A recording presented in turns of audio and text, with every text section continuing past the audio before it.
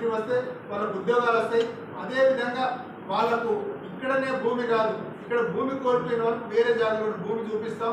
ఒకవేళ కనుక వాళ్ళకి భూమి ఇష్టం లేకపోతే 1కి 4 రెట్లు భూమి రేటును కట్టించే బాధ్యత ప్రభుత్వం తీసుకుంటుందని చెప్పేసి వాళ్ళకు భరోసా ఇచ్చే విధంగానే కలెక్టర్ అదేవిధంగా ఎంఆర్ఓ పోవడం జరిగింది. అదేవిధంగా తస్మాత్ జాగ్రత్త బీఆర్ఎస్ నాయకులారా, గత ప్రభుత్వంలో గత పాలకుల్లో ప్రతి ఒక్క ఎమ్మెల్యే ఒక నయంగా దొంగల ముఠాలు ఏర్పడుతుంది. ప్రభుత్వ భూములు ప్రజా భూములను కొల్లగొట్టి అనేక ప్రాంతాల్లో వారందరూ ప్రజల భూములను వాళ్ళు దోపిడీ చేసుకొని లక్షల కోట్ల రూపాయలు సంపాదించుకొని కేవలం 11 నెలల్లోనే ప్రభుత్వాన్ని అస్థిరపరిచే విధంగా వాళ్ళు చేస్తూ ఉన్నారు. అంటే వాళ్ళకు నిజంగా కూడా ఎంత చిత్తశుద్ధి ఉందో మీరందరూ గమనించాల్సిందే. వారు కేసీఆర్ 10 నెలల్లో ప్రతిపక్షంలో ఉంటేనే ఆయనకు మనసు ఒప్పట్లేదు, ఆయనకు నిద్ర రావట్లేదు. ఎప్పుడెప్పుడు మళ్ళీ అధికారంలోకి రావాలని